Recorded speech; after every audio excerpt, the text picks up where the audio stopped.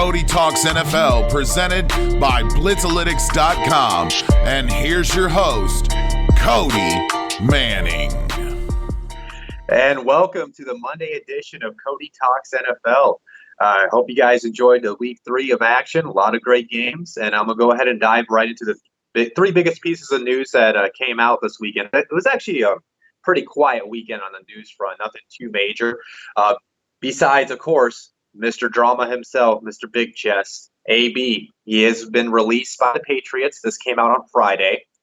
He decided to go to social media, posted a bunch of thank yous for the opportunity for the Patriots. Then, obviously people are wondering if any team will take another shot on him. And then Sunday morning, of course, he couldn't let the NFL get all the drama. He had to be a part of it. He came out on Twitter, basically said he's not going to play in the NFL because they can take his away his guarantees. Well, newsflash, AB, when you're a detriment to the league and to the league's teams, they can do that because there's language in your contract. And he went on and he posted a bunch of reports that about like Shannon Sharp, Ben Roethlisberger. He took a shot at Robert Kraft, which you end up removing all those. So he's pretty much done in the NFL for the time being. I mean, he's got the 2 investigations going on right now. Apparently, the XFL has said they want to take him as well. So who knows if he's ever going to play football again. As far as my opinion on him, first of all, if he's guilty of any of these accusations, he should be done in the league. Now, if he's not guilty of any of these accusations, and he's proven not to be guilty, he has something with his mental health problems, and people need to take mental health seriously. And if he truly does have mental health problems, I hope he gets that addressed before he ever tries to play football again. Now, if he doesn't have mental health problems and these accusations aren't true, then he's just a jerk, dude. He's a dumbass. So, honestly, until he's proven innocent, until he's proven that he's got his mental issues behind him, I hope we never see of him. I don't plan on ever talking about him again on the show unless a team actually signs AB. Even if I'm not going to ever talk about his legal issues. This is the last time you'll hear AB on this show. Moving on, the referees, guys, they were under scrutiny on Thursday night. I mean, Tom Brady tweeted out about all the holding calls, about how it's ruining the game. Well, Saturday night, Al Riveron, the head of officiating, they had a conference call with all the referees, and apparently they talked about multiple topics, but they wanted to make sure that everybody was on the same effort, on the same page to clean up these offensive holding penalties moving forward. And then in a result, the holding penalties plummeted Sunday after the conference call. The officials threw 41 flags for offensive holding on Sunday. That's an average of 2.9 per game. In the first 33 games of the season, that there was an average of 5.7 games. So let's hope this can stay this way, because at the end of the day, we're not tuning in on Sundays to watch referees throw flags. Like, obviously, we want them to call it when it's rightfully so, but let's not stretch out the game. Let's not ruin the game because guys in the zebra uniforms want to control it. I mean, I know they're just trying to do their job. Maybe the NFL should get back to getting full-time referees, not part-time guys, so they can sit there and watch film and know what to look for and know what to call when it needs to be called. Either way, they got to fix this officiating. Plus, there's so much technology right now. I just don't understand how that's not a better part of officiating to help not only make calls, but help speed up the process as well. Because there's just too many times where they're just meeting on the field, discussing things. Nobody knows what's going on. And then, it's 5 minutes later and there's the stoppage of gameplay. And this can completely take away the momentum from teams. The third biggest pieces of news, and more of this will come out today, but it came out yesterday that there's friction between the Rams and Chargers over their stadium project. The Rams feel like the Chargers may not be pulling their weight, which is kind of expected. But apparently, most people know within the NFL circles that Dean Spanos and Stan Kroenke don't like each other, the owners of both teams.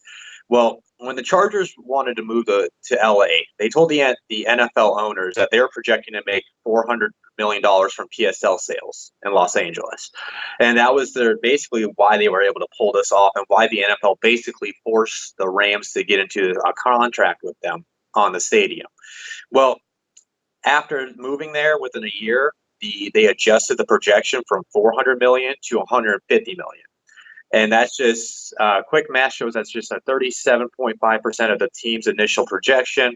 That would also be $250 million that would not help fund Stan Kroenke Stadium. So obviously money talks in this world. Who knows if this is going to linger in throughout the season. I don't know. I don't know if there's like any language in the contract on that where maybe they can kick the Chargers out. I do know like there's some type of rule where when teams make these moves, like they have to stay in the city for like, I don't know, like 5 years or something like that. So I don't know if they're able to get out of the contract and either kick them back to San Diego, maybe find a new city, maybe completely rebuild the franchise. I'm not sure what's going to happen because of this. Like I said, there's supposed to be more on this coming out, I believe around noon on the West Coast time when this report came out yesterday. So this will be something to monitor, and if it's any big serious news that will need for me to more dive into, I'll give a better update on that on the Friday episode. Moving on to tonight's Monday Night Football game, Chicago's traveling out to Washington to face the Bears. As far as any news coming out on both teams, no news. But as far as the injuries for tonight, Chicago Bears are out with Bilal Nichols, their defensive lineman. He's going to be out with a hand injury. Trey Burton is questionable with his groin injury. Eddie Jackson's questionable with a shoulder and knee injury. Kyle Long is questionable with a hip injury. And their kicker, Eddie Pinheiro, is questionable with a knee injury, but I believe they expect him to play. On the Redskins front, Jordan Reed, he's out tonight with a concussion, and it actually came out yesterday. His career's in jeopardy. This is actually his 7th concussion of his football career. So, I mean, once you get so many concussions, I think it's just time to retire. I mean, I'm sure he as long as he was able to take care of his finances, he should be financially stable enough where he can go on and live life after football. Because at the end of the day, it's just a game. Colt McCoy is, of course, still out with his fibula injury. Casanova McKenzie's out tonight with a hip injury. Jonathan Allen is questionable with a knee injury, and Quentin Dunbar is questionable with a knee injury. And then, of course, the Redskins are still missing Trent Williams. He has yet to report to the team. As far as how I think this game's going to go, this has got to be a dominating effort by Chicago, right? The Redskins offense, yes, they've been able to put up points, but Chicago's got a strong defense. Like I mentioned, the Redskins are not going to have Trent Williams. This should allow Khalil Mack to have feast on the Redskins offensive line all night. I think this is kind of be like a coming down to earth type of night for Case Keenum. Because Case Keenum, yes, he has looked great in the first couple of weeks. This seems like that game where he's going to struggle all night, probably going to turn the ball over multiple times. The Redskins defense, they are tough, so we'll see if Mitchell Trubisky can step up his game. Because at the end of the day, they need him to play better if Chicago wants to do anything this season. And after the NFC North all won yesterday, the pressure's on Chicago right now. Packers 3-0, Lions 2-0-1, the Vikings 2-1, and right now if Chicago loses, they could be 1-2, and they got the Vikings next week. This is kind of a must-win right now for Chicago. Otherwise, they could be in a major hole to start their season. I think the Bears find a way to get this done. I think they should be able to win by 7 to 10 points, if not more than that. This should be a game they handle. And if they don't handle it, then like I mentioned, they could fall in a hole and things can spiral out of control early for the Bears. I got the Bears winning, though. Now, as far as since our last Thursday night game, no news on the Titans front, so there's nothing I can touch upon on that. As far as how I feel about the team, just go back to my Friday episode at the beginning to tune in for that. With the Jaguars, funny report came out this morning on the Jalen Ramsey front. He has yet to be traded. Apparently, he called the officials last night and told the Jaguars that he has the flu, so he's going to miss work today. And apparently, that might linger on to the week. To me, I'm not really buying that. Right? Sounds like the reports is that he still wants that trade. To me, that was the type of move I was pulling in my senior year of high school when I didn't want to go in. I'm sick. I can't come in this week or today. So I'm not buying that. The report is he still has a trade demand. It came out after the game on Thursday that his locker room was cleaned out. So as much as it sounds like the Jags don't want to move on from him, it sounds like he's ready to move on. So he's trying to force their hand. I mean, if he is legit sick, I guess he has his case for not practicing today or for the rest of the week. But I'm not sure if there's like something like in the language of the contract or the CBA where like they have to go to his home and actually like see if he's legit sick. I don't know if there's something they can fine him for something like that. So this is a very interesting situation, very fluid situation. I mean, who knows? By the time you're listening to this, either maybe they've traded him or maybe they even somehow get to that contract extension. But as of things now, it seems like it's at a standstill between the Ramsey and the Jaguars. Moving on to recap all of the action from yesterday.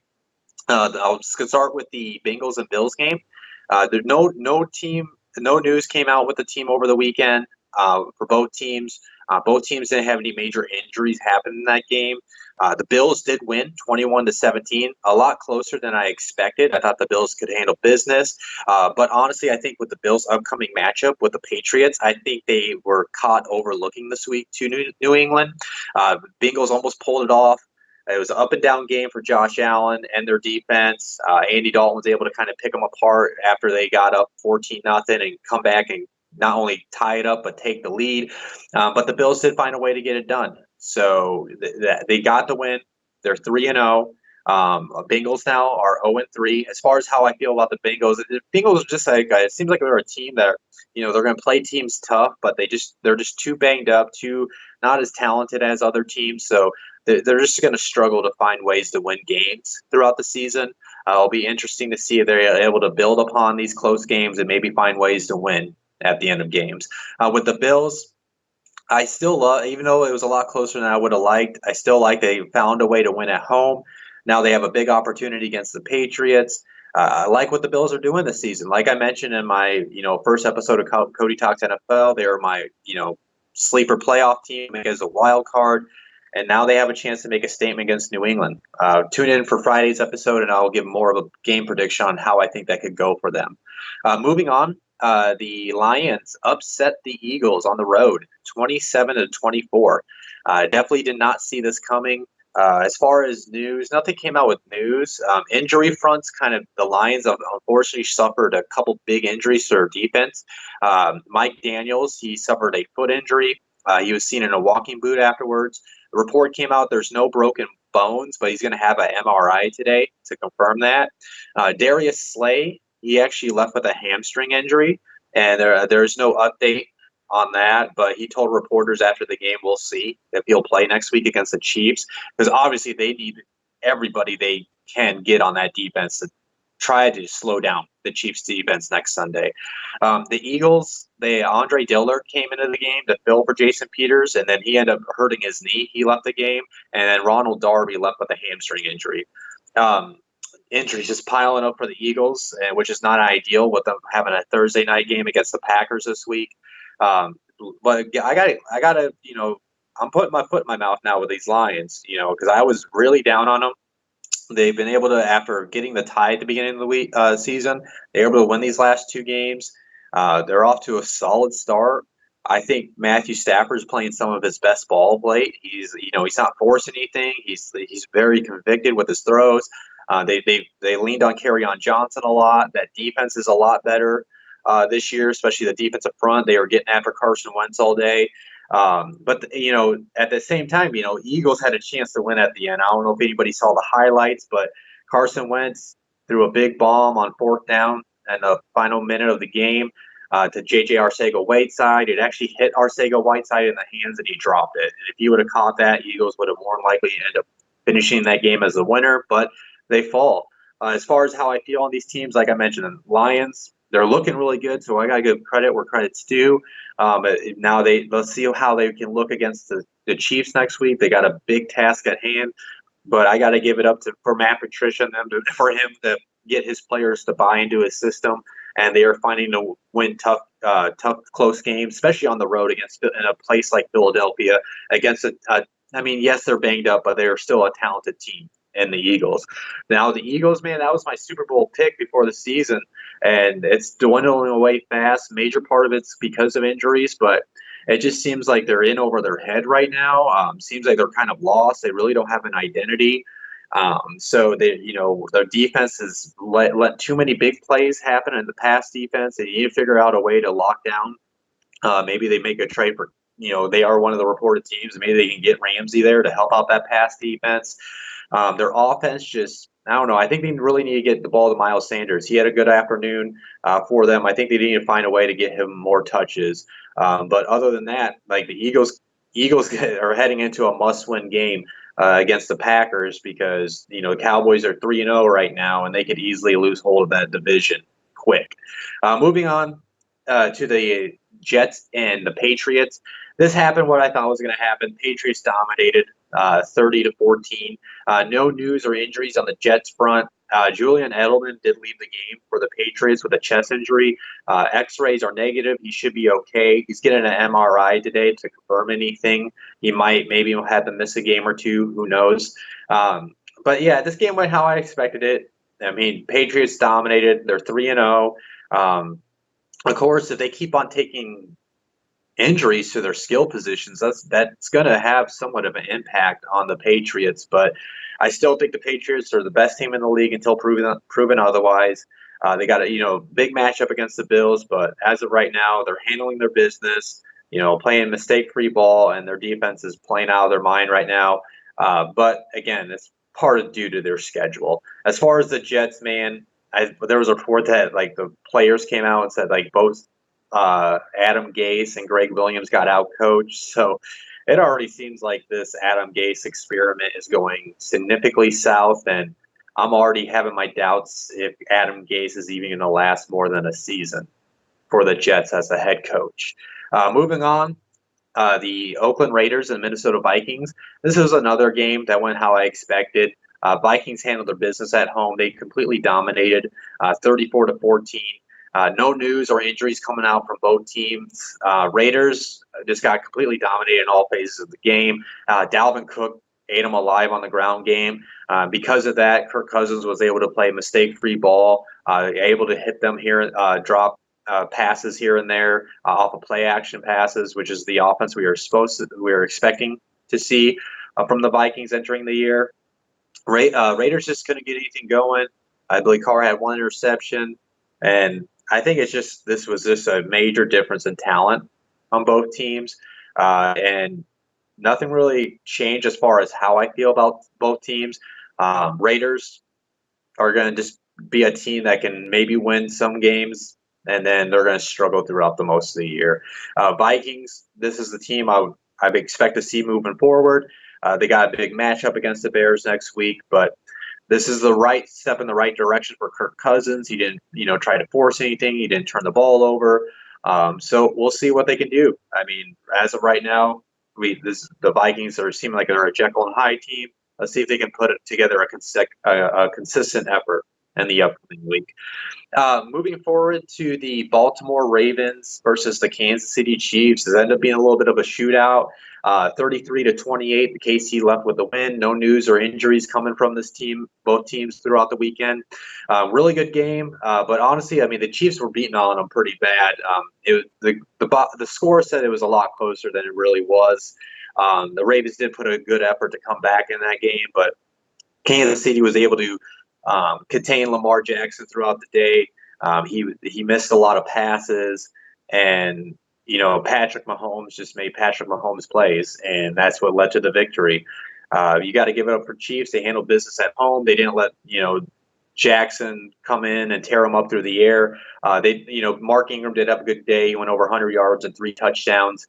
As far as how I feel on both teams, Ravens are going to be a good team still. I mean, they only lost by 5, on the road against the Chiefs. Arrowhead's a tough place to play. Right now, they are looking like they are the team to beat in the AFC North. So as of right now, I feel like they are a playoff team. We'll see if they were able to get back and get that passing game to what we saw in the first 2 weeks. But Baltimore's got to leave, with their heads held high, that they are able to put 28 on the KC Chiefs and only lose by 5. Chiefs completely dominating effort. Next to the Patriots, they're probably My power rankings the last couple weeks, I had the Rams at the 2 spot. I think I'm going to go ahead and just move KC up to the 2 spot. Hands down, second best team right now in the NFL. And we'll be able to see if there's anybody that can keep up with their offense and slow down Mahomes. Otherwise, they're probably going to win every game leading up to their matchup with the Patriots later on in the season. Moving on, the Atlanta Falcons traveled up to Indianapolis to face the Colts. Colts did win 27-24. No major news came out for both teams. Keanu O'Neal, though, Falcons, they're banged up. He expected that he tore his Achilles against the Colts. MRI will confirm that today. Ito Smith left the game with a head and neck injury. Grady Jarrett left the game with a toe injury. And Tack McKinley left the game with a knee injury. And T.Y. Hill left the game with a quad injury for the Colts. As far as how the game went, it was a very great game. If anybody was able to tune into that, Colts got out to an early lead, and then the Falcons stormed back in the second half. But the Colts, they were able to find a way to win. As far as how I feel about both teams, not sure how I feel about the Falcons, right? Because they got all the talent in the world. With Drew Brees out with the Saints, they got to try to win as many games as they can before Brees comes back, hoping that the Saints will end up dropping some over the next 5 weeks. But, Matt Ryan just seems like he's off this year. I mean, yes, he had a solid second half in this game, but he threw a questionable pick. Seems like he's forcing things. Seems like his timing's off. Seems like his because I was watching, obviously, as a Colts fan, I was watching this game pretty closely. And it seems like when he gets down the field now, like 15 to 20, 15 plus yards, his medium to deep ball accuracy is kind of off a little bit this year. Not sure what's going on with that. We'll see if they can correct things, because this Falcons team really doesn't have an identity right now. All right, I don't know if they're trying to be pass heavy. Devontae Freeman was able to get things going, so maybe they're trying to be more of a run heavy offense. Maybe it's more of establish the run. Their defense was going to take a major hit, because if anybody remember when Keanu O'Neal went down with that ACL injury, they were missing him big time, and that defense never really got anything going last season. Things could get ugly fast for Atlanta. I'm not sure. It feels like they're heading into a must-win matchup with the Titans next week, because things could get ugly fast. As far as the Colts, man, they're 2-1, tied for the lead in the AFC South with the Texans. Their defense was okay. It had up and down, dominating effort in the first half, almost let everything slip away in the second half. Jacoby Brissett had a great game yesterday. He was very precise with his throws. They opened up the pass game more. They got Marlon Mack going in the run game in the second half, which helped close things for them. And this is just a team like I was preaching on before the season, after the Andrew Luck retirement, that there's not going to be a team that you can walk all over. It's going to be a hard-fought win for any team that goes against the Colts. Like what they're doing, they're going to be a tough team. And then Frank Reich's got some big balls, because after going for it 4th and 1 on the Tennessee side of the ball last week, on 3rd and short, they could have just ran the ball. It was like 3rd and 4. They could have just ran the ball, burn some clock down, kick the field goal to create more of a lead. Instead, he let Jacoby Brissett make a throw to Jack Doyle, which sealed the win. So Frank Reich is making already an early case for the head coach of the year. We'll see how the Colts can do moving forward. Moving on to the Denver Broncos and Green Bay Packers. No news on the Packers front with the Broncos. Derek Wolfe, one of their better defensive linemen, he suffered a high ankle sprain. This game was a lot closer than the score shows. Packers won 27-16. The Packers just dominating effort on their defense. Their defense is looking great so far. The offense is kind of hit and miss. It's like one moment they're doing great, and then the next moment they're doing bad. I saw a stat where they have the most 3-and-outs in the NFL right now. But my biggest problem with the Broncos is, where's this defense? They got Vic Fangio, who's supposed to be one of the best defensive minds in football, but we're now 3 weeks in, and Bradley Chubb and Von Miller don't have a sack.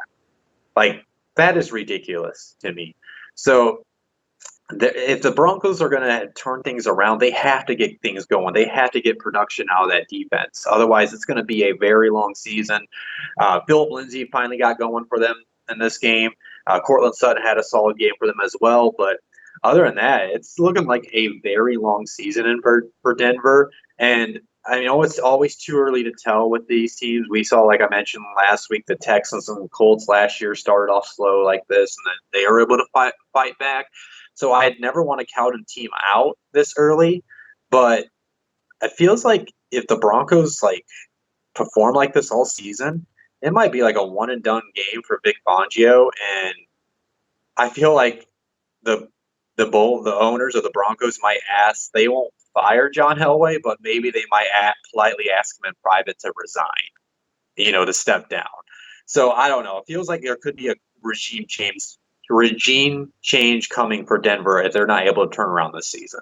As far as the Packers, though, I really like what I'm seeing from Mike Pettin in that defense. I still think that offense needs some work. But I mean, if the defense is playing that well and Aaron Rodgers isn't being Aaron Rodgers, just imagine if Aaron Rodgers at some point in the season becomes Aaron Rodgers. The Packers could be a very scary team. But I want to see him to put it together on all three bases of the ball before I completely buy into the Packers. But you got to really like what you're seeing from the Packers when they're playing tough defense and they still got maybe 75% of the Aaron Rodgers that we know. Moving on, the Dolphins did travel down to the Cowboys. It was just dominating effort by the Cowboys in the second half, though. It was a lot closer in the first half, but they did win 31-6.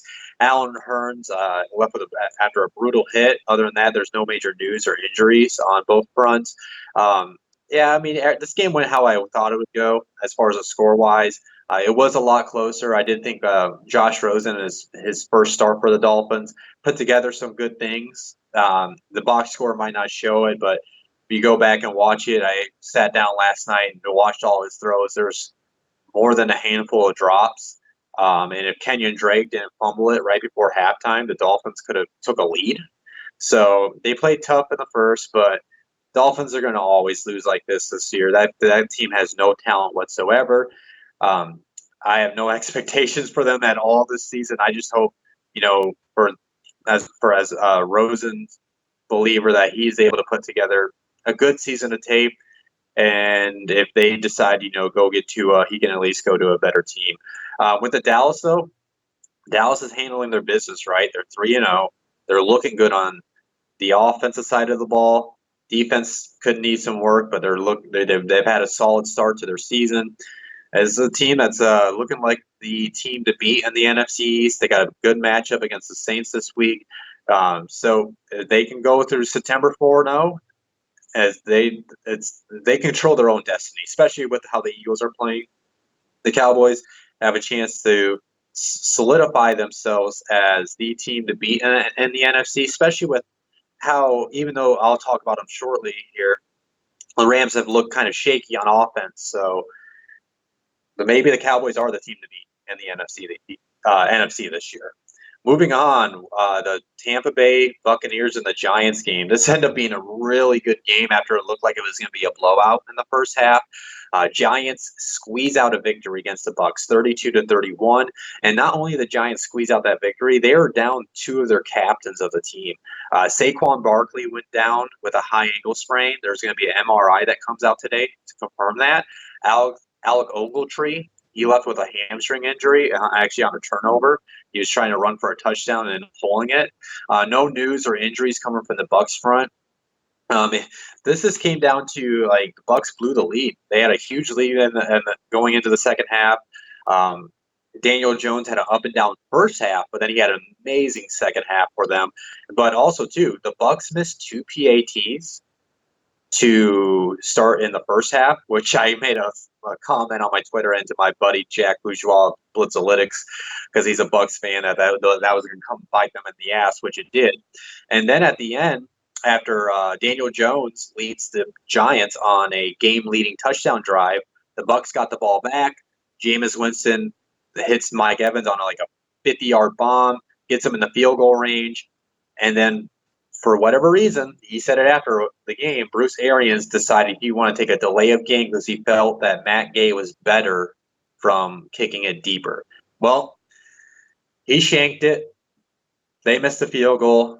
And as somebody that's worked for the Bucs in the previous 4 years, kicking woes have been something that's been haunting them for a long time and that the fans can't stand. That just took the wind not only out of the team, but out of the fan base completely. And it was just a brutal loss for the Bucs. Just to stay on the Bucs, how I feel about them going forward is I wonder if this is going to haunt them.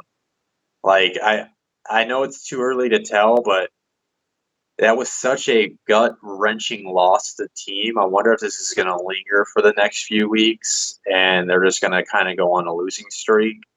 The offense looked a lot better, but Jameis, too, there was at one point in the fourth quarter, he threw an errant interception, and when they were actually making progress on a drive that made it to at least get in field goal range. So things are not looking good on their defense, too. They let Daniel Jones carve them apart for over 300 yards.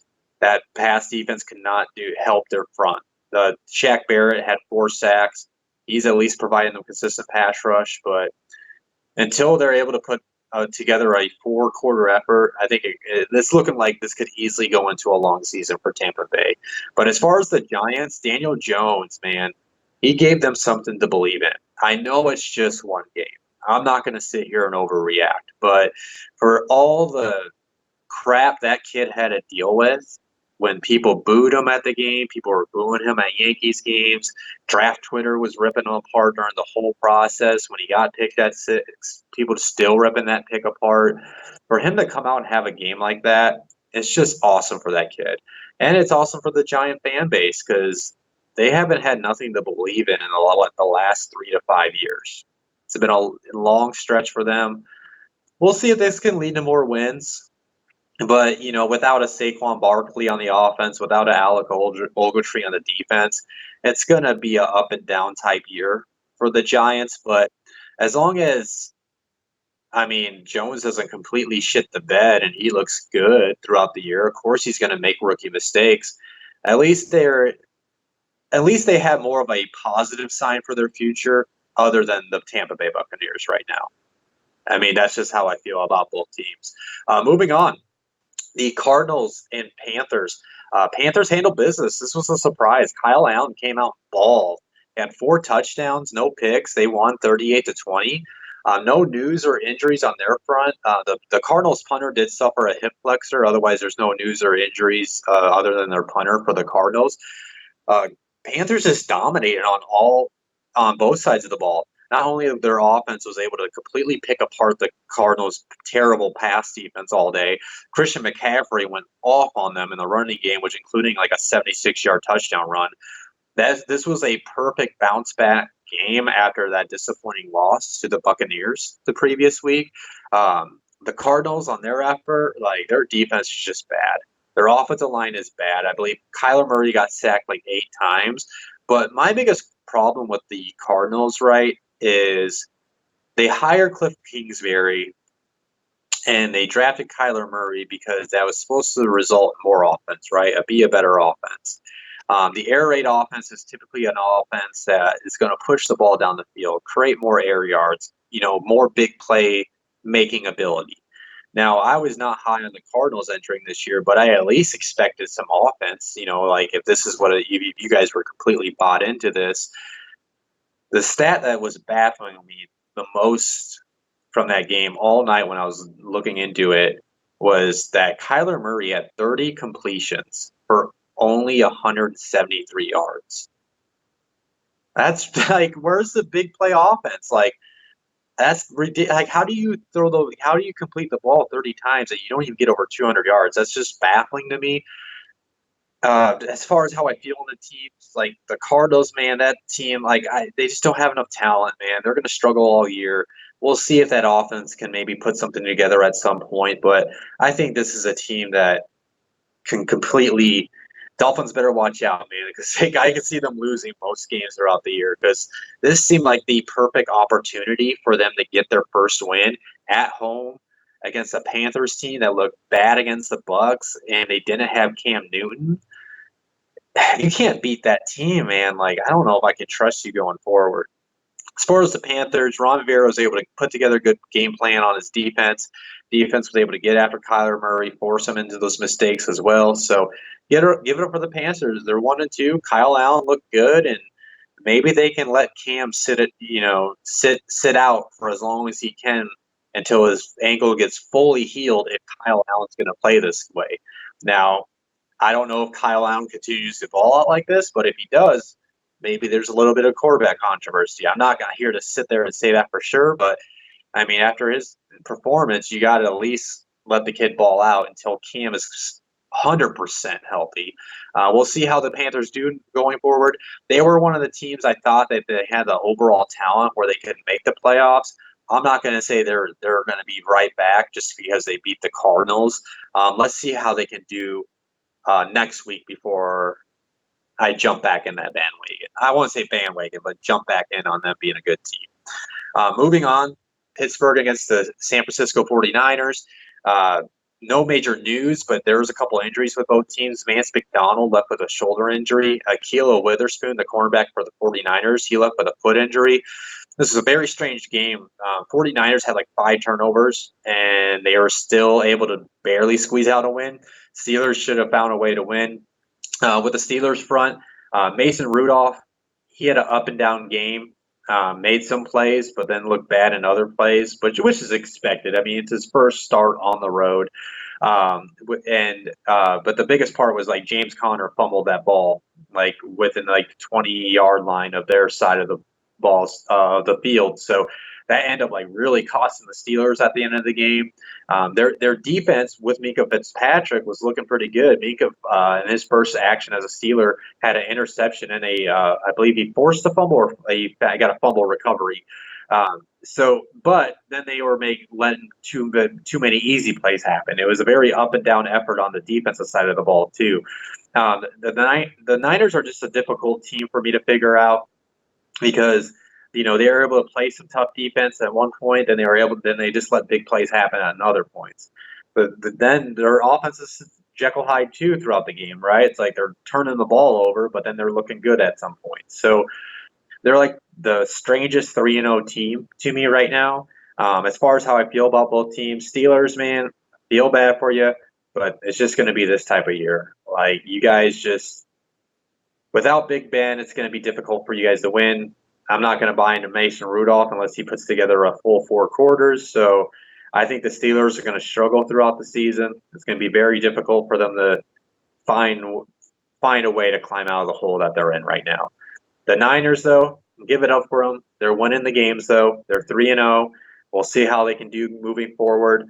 I'm just not completely sold on them as a 3-0 team yet. Not yet. I'm kind of there. I see it. I'm giving respect to it. Because at the end of the day, it's all about wins, right? You can put up all the stats in the world, but unless you're winning, it doesn't matter. And right now, the 49ers are winning, so I'm going to give them credit, but I'm not completely sold on that yet.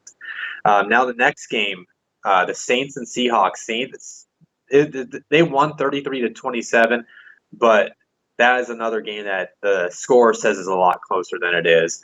I mean, the Seahawks literally scored on a Russell Wilson and Will Disley touchdown with 0 seconds left on the clock. So Saints just dominated on all efforts of the ball. Defense, well, I would say defensive side of the ball was a dominating effort, and until they let Russell fight his way back in. Russell had a career day. Their special teams was able to make big plays, which resulted in touchdowns. The offense with Kamara looked great, but it was kind of shit. Teddy had an up and down game. He was looking good sometimes. Then he looked like he struggled throughout the game at other times. But it's his first game of action since he tore everything apart in his knee. So you got to have that in consideration as well. But I gotta give it up for the Saints and Sean Payton, man. They were able to find a way to win. I thought this was going to be a dominating effort by the Seahawks. Stat came out yesterday that until yesterday's loss, Pete Carroll and the Seahawks were undefeated in the month of September at home, and they lost it, man. Once the Seahawks went up big on them, they just could never get things going until when it was too late and when they didn't have enough time left on the clock. So I'm gonna give it up to Saints. They're 2-1. As of how things stand right now, Saints they're staying afloat without Drew Brees. I mean, the rest of the NFC South is 1-2. Saints are 2-1, and then they got a big matchup against the Cowboys next week, and we'll be able to see if they can squeeze out another win against a very tough NFC South opponent. As far as the Seahawks, they got some issues to work through, right? Their pass defense is not that great. They need more production out of Jadeveon Clowney. I know he's only been in Seattle for the last 3 weeks, but they traded for him, so they need him to step up his game a little bit to help that defense out, to help that passing defense out as well. And also, too, the Seahawks offense, I think they need to realize that they have one of the best quarterbacks in the league. Stop holding him back and trying to force the run. Yes, I like Chris Carson, but that was one of the reasons why they lost too, is because he had a costly fumble in that game. Look what Russell Wilson did when you guys were down big. He had like 4 touchdowns, like over 400 yards. You let him ball out. You guys, Tyler Lockett, great. DK Metcalf, effective on that. That 50. He had like 67 yards on 2 catches. You got Will Dissly looking good. I think they need to reconsider their offensive approach. But we'll see what the Seahawks can do moving forward. They're always going to be a team that will be within games because of Russell Wilson. But I wonder if they need to change their philosophy on offense if they want to win throughout the season. And moving on to the last matchup of the afternoon, the Houston Texans faced the Chargers, and the Texans were able to win 27-20. No major news or injuries from both fronts. It ended up being a really good game. Deshaun Watson looked great all the afternoon. He's very precise with his throws. Their offensive line actually looked a little bit better than it did in the previous weeks by inserting their 2 rookie linemen that they drafted, of course, with Laramie Tunsil. This was a great game for Deshaun Watson. Up and down game for the Chargers. They just couldn't get things going until it was too late. Phillip Rivers actually hit Travis Benjamin right in the hands, and he completely dropped the ball, which would have tied the game at the end. But Houston found a way to win. They're 2-1. And one thing I do want to say too, Houston Texans fans, I apologize. I said on the Friday episode, I doubt that you guys travel well. I was wrong, because that stadium was rocking old Texans fans whenever I watched that game, and it got loud. So I guess you guys have a better fan base than I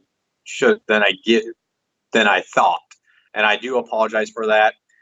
Texans won, man, and I'll say this: their pass defense is still rough. I mean, really bad. I do like their defensive front, but if this is a Texans team we're going to see, then they can maybe make that playoff push. They look like a playoff caliber type team yesterday. They are 2-1, tied with the Colts, so they got to obviously like their chances right now, especially when you got Deshaun Watson staying back there. And the biggest thing is Deshaun Watson staying healthy. That kid's got all the talent in the world, but he's just got to stay healthy. He's got to be able to get the ball out of his hands a little bit more quicker. But other than that, they got to like where they're going. And I believe the stat was too, Deshaun Watson had his first game over 300 yards and 3 touchdowns and no picks of his career. So let's see if he can build upon that and maybe put together maybe an MVP type season. With the Chargers, though, all their injuries, and then I know I know Austin Eckler and Justin Jackson, they're doing a really good job. But imagine if you could add Melvin Gordon in that group and sprinkle him into the offense. I'm not saying they need to go out of the way and empty out the bank for him. I'm just saying Melvin Gordon can help them win too. They're 1-2. Man, they could easily, this season can be a lost cause. I mean, if they drop the next couple games, I don't have the team on top of my head that they're facing in the upcoming week, but things are looking very south for the Chargers right now. This is one of the teams I thought had all the talent, but now that they're decimated in injuries, until they can put things together, this could be a very long season for the Chargers. And then with the Texans, like I said, they got to build upon this. And then, so my trusty, loyal producers, they got the Dolphins. So that's a get-right game. They should win that. So they can at least go to 2-2. And moving on, last night's Sunday night game, the Rams versus the Browns. Rams won 20-13. No news or injuries on both fronts. This was actually a lot lower scoring than I thought. I thought that it would be at least another touchdown or two in this game by both teams. But this game just came down to the Browns are just really banged up on both sides of the ball. They are missing one of their linemen, and their line's already terrible. Baker Mayfield struggled throughout the night.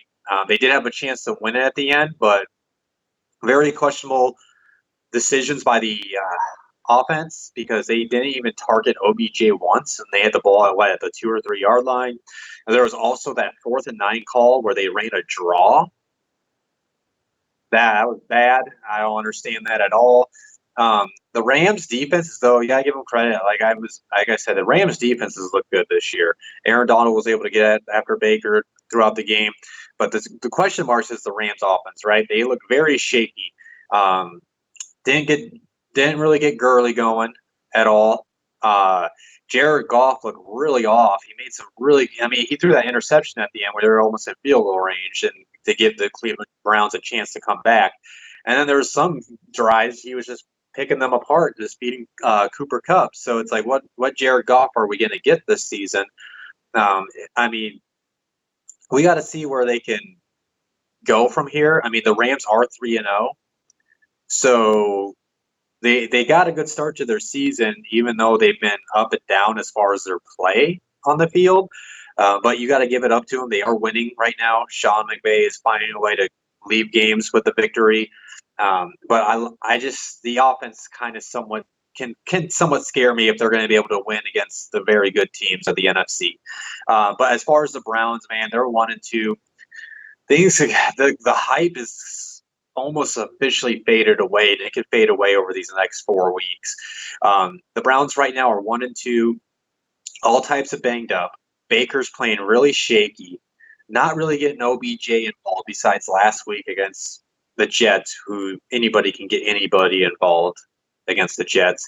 Nick Chubb did look good. He was probably their biggest bright spot of the offense last night. Defense was making plays too. Myles Garrett was a stud throughout the night. So they got all the talent to correct this thing. But I just wonder if Freddie Kitchens is in over his head right now as a head coach. And they have the Ravens on the road next week, the Niners, the Seahawks, and then the Patriots. I could easily see them losing all those games. And if they do, that's a 1-5 start. Like, does Freddie even last all year? With the team that had Super Bowl aspirations, which I thought was a little too much, I thought more of like they were going to win the AFC North.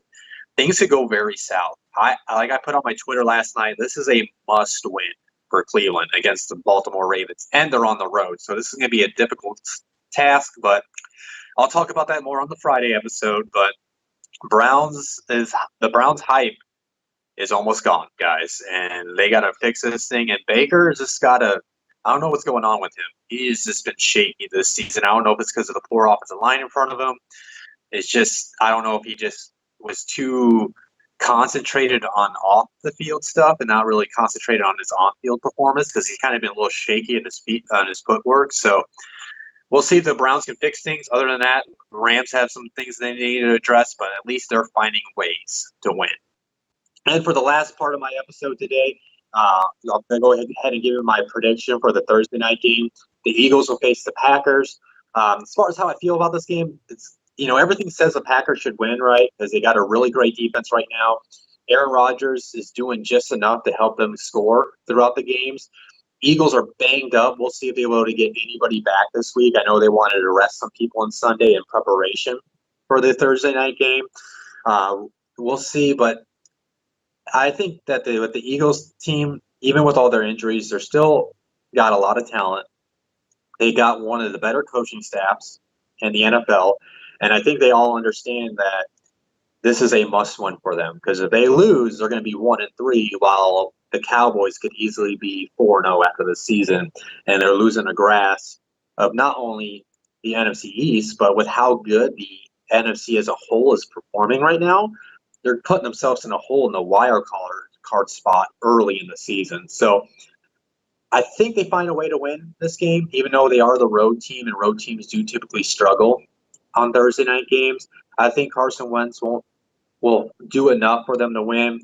I think they can get after Aaron Rodgers, try to force more 3-and-outs and whatnot, and maybe try to get him to force into turnovers. I also wouldn't be surprised, though, if the Packers win by a touchdown, 10 points, just because of all the injuries to the Eagles. But something tells me Eagles will find a way to win. It's going to be a very good game. I feel like it could be like a 24-21 type win for the Eagles. But I am going to roll with the Eagles winning on Thursday, but we'll see. And then other than that, guys, I want to thank you guys for tuning in to this episode. As always, if you guys are watching this on YouTube, you're a weekly listener of mine, and you want to maybe tune in to it and you on the road when you're driving, please go to Spotify, iTunes, SoundCloud, Stitcher. Look up the Blitzalytics podcast network. The audio version will always get transferred on there. Usually that'll be a little bit later than the YouTube version. And then I forgot. I skipped over it. I just realized, guys, how did I forget this? The producer, Rob. My bad, dude. He asked me a producer. He asked me a producer question, guys, that I completely missed on my part.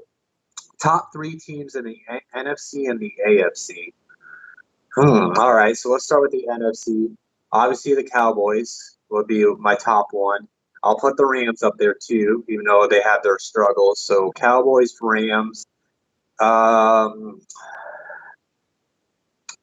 Just thinking, who do I else like?